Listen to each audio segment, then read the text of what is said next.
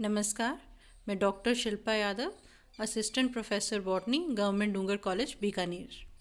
आज हम ब्रायोफाइट का एक जीनस यानी एक वंश मार्केंशिया के बारे में अध्ययन करेंगे। इससे पहले के वीडियो लेक्चर के माध्यम से आप मार्केंशिया का वर्गीकरण, बाह्य आकारिकी व आंतरिक संरचना पढ़ चुके हैं। क्लासिफिकेशन, एक्सटर्नल मॉर्फोलॉजी व इंटरनल स्ट्रक्चर के बारे में आप अध्ययन कर चुके हैं। आज हम इसमें जनन की बात करते हैं, रिप्रोडक्शन की बात करते हैं। और मार्केंशिया में रिप्रोडक्शन दो प्रकार से होता है, vegetative reproduction and sexual reproduction, कायिक जनन व लैंगिक जनन।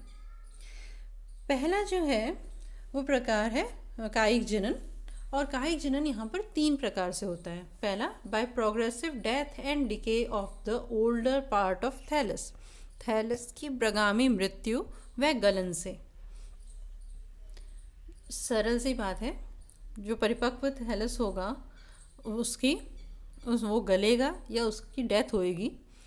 ऐसी अवस्था में जो अग्र खांच है, एपिकल नॉच है, वहाँ पर जो एपिकल सेल्स हैं जिनका काम क्या होता है, नई कोशिकाओं का निर्माण करना, जब वहाँ तक गलन पहुँच जाएगा उस अवस्था में ये जो एपिकल नॉच है वहाँ पर क्या है, डायकोटोमी पॉइंट है, द्विभाजन बिंदु है। और इस द्विभाजन बिंदु से दो शाखाएं बनेंगी और दोनों ही शाखाएं एक नए थैलस का निर्माण कर देंगी। ठीक है, जो मैच्योर थैलस है उसमें डेथ एंड डिके होना स्वाभाविक है। ऐसे में क्या होगा, जो एपिकल नॉच में एपिकल सेल्स हैं वो न्यू सेल्स को जनरेट करना उनका काम होता है। जब वहाँ तक डेथ एंड डिके पहुँचता है तब ये जो यहाँ पर क्या है, डायकोटोमस पॉइंट होता है, और इस डायकोटोमस पॉइंट पर से टू ब्रांचेस बनेंगी और दोनों ब्रांचेस नया मार्केंशिया बना देंगी। दूसरा है बाय एडवेंटिशियस ब्रांचेस, अपस्थानिक शाखाओं द्वारा। तो जो वेंट्रल सरफेस है, अभ्यक्ष सतह है, वहाँ पर कुछ एडवेंटिशियस ब्रांचेस बनती हैं और ये अपस्थानिक शाखाएं जो हैं वो जब मार्केंशिया से अलग हो जाएंगी तो नए थैलस को बना देंगे, न्यू थैलस बना देंगी। ठीक है, बस जो सबसे इम्पॉर्टेंट बात हमारे को यहाँ पढ़नी है वो है बाय गैमी या जैमा द्वारा। अब ये जैमा क्या है, पहली बात तो गैमी और गैमा, ये गैमी कब बोलेंगे, प्लूरल, सिंगुलर क्या है इसका, गैमा। ठीक है, अब गैमा की बात करते हैं। ये जो गैमा है वो गैमा कप्स में बनते हैं। कहाँ बनते हैं, गैमा धानी में। ये गैमा धानी क्या है, ये गैमा धानी स्मॉल क्यूप्यूल्स हैं। क्या है, प्याले नुमा संरचना है जिसके फ्लोर पर, जिसकी सतह पर, निचली सतह पर क्या बनेंगे, गैमी बनेंगे। ये जो गैमी है इससे मार्केंशिया की पहचान भी बड़ी सरलता से होती है, क्योंकि जो मार्केंशिया का थैलस है, हमने पहले वीडियो लेक्चर में बात की थी कि मार्केंशिया का जो थैलस है उसकी जो मिडरिब होती है, मध्य शिरा जो होती है, या जिसे कहें डोर्सल जो ग्रूव होती है, वहाँ पर डोर्सल साइड पर क्या होता है, मिडरिब में कुछ गैमा कप्स देखने को मिलते हैं और वो हर सीज़न में देखने को मिलते हैं। ठीक है, मतलब वेजिटेटिव रिप्रोडक्शन है वो हर सीज़न में हो रहा है, लेकिन जो सेक्सुअल रिप्रोडक्शन है वो टाइम टू टाइम होता है, वो अक्टूबर टू नवंबर या फरवरी में होगा। ठीक है, अब क्या है, अब बात करें जो कप शेप्ड स्ट्रक्चर, इसका साइज़ क्या है। तो जो गैमा कप है या गैमा धानी है वो 2 मिलीमीटर 2 mm है उसका डायमीटर या व्यास, और 3 mm उसकी हाइट है ना, उसकी जो ऊंचाई है वो कितनी है, 3 mm। अब ये इसकी जो मार्जिन्स हैं वो कैसी हैं, वो लोब्ड, स्पाइनस और एंटायर हो सकती हैं, पालित, आच्छिन्न कौर अथवा शूलमय हो सकती हैं। ठीक है, अब जो गैमी है उसके साथ साथ हमें कुछ क्लब शेप्ड म्यूसिलेजिनस हेयर भी मिलते हैं। ठीक है, गदाकार क्या मिलते हैं यहाँ पर, म्यूसिलेज रोम। अब इन म्यूसिलेज रोम का काम क्या है, गैमी के बारे में तो हम अलग से पढ़ेंगे, लेकिन म्यूसिलेजिनस हेयर का काम क्या है। ये जो म्यूसिलेजिनस रोम है यह पानी का अंतःशोषण करती हैं, वाटर को इम्बाइब करती हैं और फिर क्या करती हैं, डेसिमिनेट करती हैं गैमा को गैमा कप से बाहर। फिर स्फुटन, गैमा के स्फुटन में ये मददगार होती हैं। अब गैमा की संरचना की बात करते हैं। तो गैमा कैसी संरचना है? एक छोटी सी संरचना है, स्मॉल, ठीक है, स्टॉक्ड है, सैव्रंत है, डिस्कॉइड है और बाय कॉन्वेक्स है। कैसी है? छोटी, सैव्रंत व बिंब के समान संरचना है। इसके जो मध्य में, मिडिल में जो क्या होता है, एक कॉन्स्ट्रिक्शन होता है दोनों तरफ। जो गैमी है उसके बीचों बीच में दोनों तरफ एक कॉन्स्ट्रिक्शन होता है, और ये जो कॉन्स्ट्रिक्शन होता है इसमें से खांच बन जाती है, नॉच बन जाते हैं, और इन दोनों नॉच के पास में क्या मौजूद होता है? Apical cells. एक रो होती है किसकी? एपिकल सेल्स की। इसके अलावा जो बाकी सेल्स हैं, एपिकल सेल्स के अलावा जो बाकी सेल्स हैं, उन सब में क्या मौजूद है? क्लोरोप्लास्ट, और वो लगभग एक ही से शेप और साइज़ की कोशिकाएं होती हैं। पर गैमी के अंदर कुछ पृष्ठीय कोशिकाएं, सुपरफिशियल जो सेल्स हैं, उनमें जो साइटोप्लाज्म होता है वो डेंस और ग्रैन्युलर होता है, सघन व कणिकामय होता है। वो बाकी कोशिकाओं से कैसी होती हैं? साइज़ में बड़ी होती हैं। ऐसी कोशिकाएं बाद में राइजोइड बनाती हैं, मूलाभास बनाती हैं। इन कोशिकाओं का नाम क्या है? राइजोइडियल सेल्स या मूलाभासी कोशिकाएं हैं। और इसके अलावा यहाँ पर कुछ ऑयल सेल्स भी मौजूद होती हैं। देखो क्या हुआ, गैमी एक छोटी सी संरचना है, स्मॉल, स्टॉक्ड है, सर्वरंत, इसके मध्य में कॉन्स्ट्रिक्शन है जिससे नॉच बनती है, जिसके मिडल में कुछ कॉन्स्ट्रिक्शन होते हैं जिसकी वजह से खांच बनती है दोनों ओर। खांच के पास में क्या मौजूद है? एपिकल सेल्स की एक रो। इसके अलावा सुपरफिशियल सेल्स कैसी हैं? जो साइज में बड़ी, जिनके अंदर साइटोप्लाज्म डेंस एंड ग्रेन्युलर है, वो क्या है? राइजोइडल सेल्स। और कुछ स्टोरेज के लिए ऑयल सेल्स मौजूद होती हैं। ये इसकी कंप्लीट संरचना। डायग्राम देखते हैं।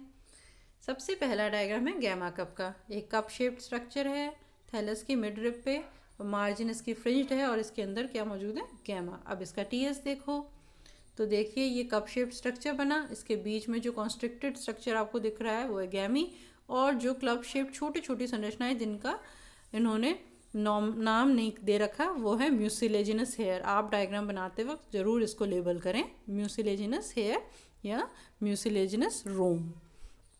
जो सी डायग्राम है वो गैमी का डायग्राम है। देखिए सबसे नीचे इन्होंने स्टॉक बनाई है, स्ट्रक्चर बीच में से खांच नुमा है, नॉच है दोनों तरफ, और नॉच के पास में बनानी हमारे को एपिकल सेल। इन्होंने वापस लेबल नहीं किया, आपको करना है। कुछ राइजोइडल सेल्स बनानी, कुछ ऑयल सेल्स बनानी, और बाकी सेल्स तो similar in shape and size में लगभग। अब बात करते हैं कि ये गैमा जो है ये कैसे नए थैलस को जन्म देता है। तो जो म्यूसिलेजिनस हेयर हैं वो वाटर इम्बाइब करेंगे और डिसेमिनेट करेंगे गैमा को। म्यूसिलेजिनस रोम पानी का अंतर शोषण करके स्फुटन करेंगे गैमा का। गैमा जिस भी सतह पर गिरेगा, जो भी साइड नीचे आएगी, वहाँ जो भी साइड सॉइल की तरफ होगी उसी तरफ जो राइजोइडल सेल्स हैं, मूलाभासी कोशिकाएं हैं, वो मूलाभास को जन्म देंगे। वो साइड हमेशा के लिए अब कैसी बन गई? वेंट्रल या अभ्यक्ष सतह बन गई। ठीक है। अब जो ऊपर वाली सतह है वहाँ से जो दोनों तरफ नॉच हैं, है ना, दोनों तरफ जो खांचे हैं, उनके पास कैसी कोशिकाएं? एपिकल सेल्स हैं। ये जो शीर्ष कोशिकाएं हैं दोनों तरफ क्या बनाने लगेंगी? New thallus. दोनों तरफ अब वो डिवाइड करके क्या बनाएंगी? नए थैलस का निर्माण करेंगी। तो एक गैमी से दो नए मार्केंशिया बन जाएंगे। तो ये है आपका क्या? Vegetative reproduction by गैमी। इस पर एक बड़ा क्वेश्चन आ सकता है या छोटे प्रश्न भी आ सकते हैं कि गैमी का डायग्राम बनाओ, गैमा कप का चित्र बनाओ, है ना। तो इस तरीके की चीज़ें आपको याद रखनी, ये इम्पॉर्टेंट टॉपिक है मार्केंशिया का। अब हम चलते हैं इसकी सेक्सुअल रिप्रोडक्शन पर। देखिए एक पॉइंट पे पीछे छोड़कर पहले यहाँ पर आए हैं, क्योंकि मार्केंशिया में जो लैंगिक जनन होता है उसमें सबसे पहली बात है कि ये हमेशा हीट्रोथैलिक और डायोशियस हैं। कैसे हैं? हीट्रोथैलिक मतलब विषम थैलिक, और डायोशियस मतलब एक लिंगाश्री, मतलब जो थैलस है या तो वो नर थैलस होगा या वो मादा थैलस होगा। ठीक है, जबकि रिक्शा जो आपने पढ़ा था वो हीट्रोथैलिक और होमोथैलिक दोनों प्रकार का था, समथैलिक व विषमथैलिक दोनों प्रकार का था। तो अब इससे एक पॉइंट यहाँ पे देखें कि जो गैमा कप या जो गैमी मेल थैलस पे बनते हैं उनसे मेल थैलस ही बनता है, और जो गैमी फीमेल थैलस पे बनते हैं उससे फीमेल थैलस ही बनता है। ठीक है, ये पॉइंट आप अब समझ गए होंगे। अब आगे चलते हैं। मार्केंशिया में गैमेटोफोर मौजूद होते हैं। तो ये गैमेटोफोर क्या है? युग्मक धर। ये युग्मक धर क्या है? The special stalked receptacle bearing sex organs arise from the growth point present at the apical notch are called gametophore. ये जो युग्मक दर हैं यह विशेष उदर्ग संवृंत शाखाएं हैं जो कि अग्रखांच के वृद्धि बिंदु से विकसित होते हैं।